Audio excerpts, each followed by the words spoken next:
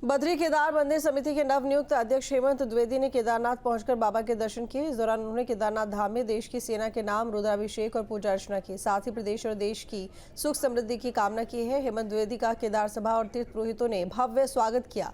BKTC अध्यक्ष ने यात्रा व्यवस्थाओं का भी जायजा लिया। हेमंत द्विवेदी ने तीर्थ यात्रियों से भी फीडबैक लिया और बीकेटीसी कर्मचारियों अधिकारियों की बैठक में निर्देशित किया कि तीर्थ यात्रियों को भगवान केदारनाथ के सरल सुगम दर्शन हो। सीएम धाम में अपने अल्मोड़ा दौरे के दौरान कल्याणिका हिमालय देवस्थानम डोल आश्रम पहुंचे। यहां उन्होंने डोल आश्रम के स्थापना दिवस समारोह में शिरकत की। सीएम ने सबसे पहले देवी स्वरूपा कन्याओं का पूजन करने के साथ ही श्रीयंत्र की पूजा अर्चना की। ऑपरेशन सिंदूर में बोलते हुए धामी ने कहा, भारत आतंकवाद से लड़ने के लिए सक्षम है। भारतीय सेना ने पाकिस्तान को घुटनों पर ला दिया, इसीलिए उन्होंने सीज फायर का अनुरोध किया। प्रधानमंत्री नरेंद्र मोदी के नेतृत्व में भारत ने पाकिस्तान को मुंहतोड़ जवाब दिया। ये तमाम बातें मुख्यमंत्री धामी ने कही हैं।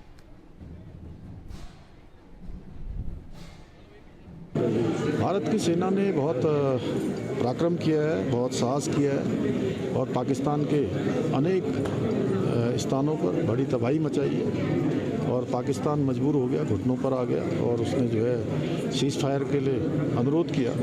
सीज फायर हुआ, लेकिन हमारी सेना पूरी तरह से मजबूत है। अब भारत हमारा मजबूत भारत है। अगर कोई हमको आंख दिखाता है तो हम उसको मुंहतोड़ जवाब देने का काम करते हैं। हमारी सेनाओं ने, हमारे प्रधानमंत्री मोदी जी के नेतृत्व में पाकिस्तान की आतंकवाद और पाकिस्तान की सेना जो लगातार आतंकवाद को प्रोत्साहित और पोषित करने का काम करती है, उनको पूरा मुंहतोड़ जवाब देने का काम किया है। एलयूसीसी कोऑपरेटिव सोसाइटी में हुई धोखाधड़ी से आक्रोशित महिलाओं ने रुद्रप्रयाग थाने में प्रदर्शन किया और इस दौरान एलयूसीसी में एजेंट बनी महिलाओं ने जमकर हंगामा किया। महिलाओं ने बताया कि स्थानीय लोगों को रोजगार देकर उन्हीं को ठगने का काम किया गया, जबकि एलयूसीसी खाताधारकों को करोड़ों का चूना लगा चुकी है। स्थानीय महिलाओं के साथ ही खाताधारकों को एलयूसीसी ने धोखाधड़ी करके बर्बाद कर दिया है। उन्होंने जल्द से जल्द पीड़ित लोगों की धनराशि वापस दिलाने की मांग की है।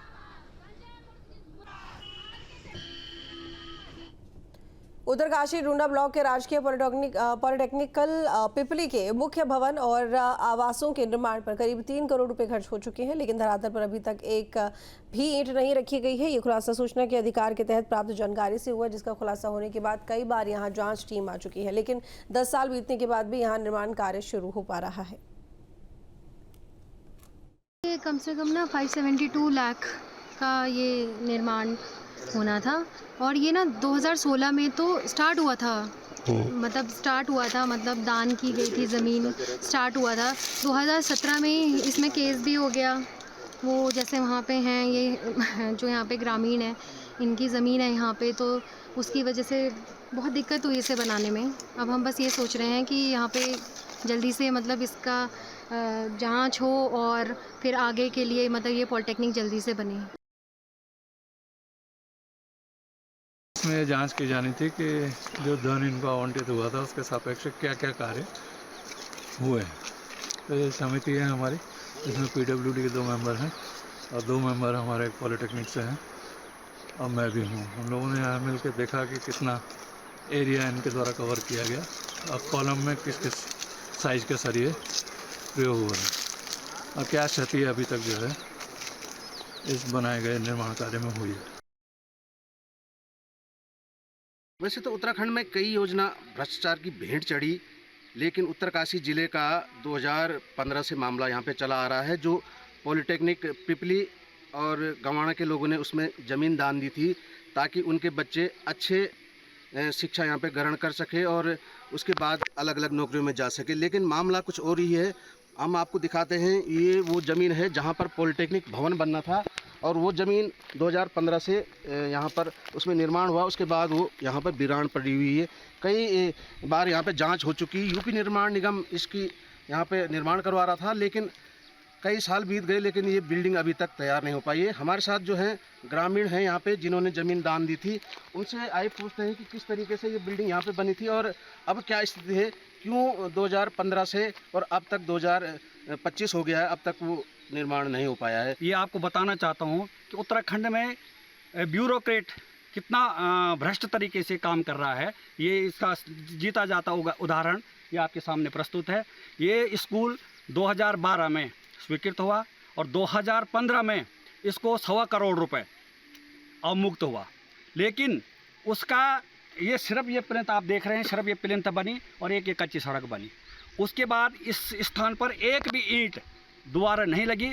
और सबसे विडंबना ये है कि 2018 में फिर इसको 2.25 करोड़ रुपए अवमुक्त किए गए, लेकिन जो 1.25 करोड़ पहले का अवमुक्त हुआ था उसको किसी ने ये नहीं पूछा विभाग ने कि उसका कितना काम हुआ। अब तक कितना खर्च हो चुका है इसमें? लगभग इसमें 3-3.5 करोड़ रुपए खर्चा हो चुका है जो मुझे मेरे संज्ञान में है, लेकिन इसको 6 करोड़ रुपए लगभग अवमुक्त हो चुका है विभाग को। किसको दोषी मानते, सरकार को, विभाग को, या कर्मचारियों को, या ठेकेदार को? किसको दोषी मानते? इसमें सबसे बड़ा दोषी तो ब्यूरोक्रेट्स है, जिन्होंने टेंडर लगवाया और फिर उसकी समीक्षा नहीं की दोबारा कि इसका क्या निर्माण कार्य, मतलब कितनी प्रगति पे, और बराबर इसको पैसा अवमुक्त हो रहा, लेकिन कोई ये पूछने वाला नहीं है इस पैसे का क्या हो रहा, उस सदुपयोग कहाँ हुआ क्या नहीं हुआ, लेकिन किस्त बराबर जारी हो रही।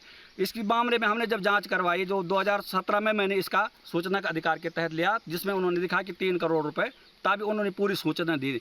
उन्होंने कहा कि 3 करोड़ रुपए हमने अवमुक्त कर दिए, लेकिन 3 करोड़ का आप देख रहे हैं कहाँ पर क्या काम हो रखा है। आप क्या चाहते हैं? हम ये चाहते हैं कि तत्काल जो भ्रष्टाचारी अधिकारी हैं उनसे तत्काल वसूली हो। ग्राम पंचायत के लोगों ने इसलिए यहाँ पर अपनी उपजाऊ काश्तकारी भूमि इसलिए दी थी कि यहाँ पर पॉलिटेक्निकल खुले, लेकिन ये भ्रष्टाचार की भेंट चढ़ने के बाद आज तक अभी एक ईंट नहीं लगी है।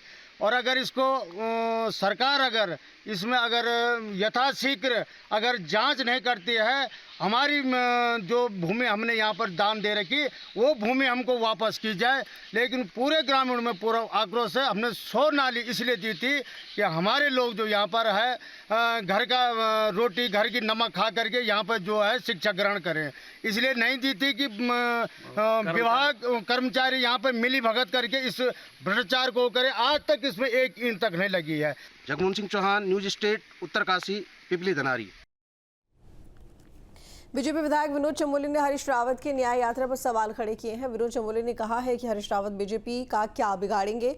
अभी तक तो हरीश रावत केवल कांग्रेस का ही नुकसान कर रहे हैं और कांग्रेस को रसातल में ले जाने के जिम्मेदार हरीश रावत ही हैं। वो किसको धोएंगे? अभी तक तो कांग्रेस को ही धोते दिख रहे हैं, आगे और कितना धोएंगे तो तय करें। और जहाँ तक उनके ऊपर जो आरोपों का प्रश्न है, तो चाहे वो जुमे की नमाज का आदेश हो, उसके भी बाकायदा डॉक्यूमेंट्स हैं और वो पब्लिश किए हैं हमारी पार्टी ने। और जो मुस्लिम यूनिवर्सिटी वाला है वो तो बयान उनका सबको मालूम है कि उनकी सभा में ही वो विषय आया था, वो मूक दर्शक बने रहे। उसके बाद किस तरह से रिएक्शन लोगों में रहा, उसका परिणाम भी उन्होंने भुगता है। और अगर हरीश रावत ठीक होते तो कांग्रेस टूटती क्यों? सबसे बड़ा कारण ये है कि आज कांग्रेस अगर टूटी है और इस स्तर पर पहुंची है, रसातल में गई है, तो उसके लिए सबसे बड़ा जिम्मेदार कौन है? असली अपराधी कौन? अगर ये प्रश्न किया जाए तो सारे कांग्रेसी कहेंगे हरीश रावत जी।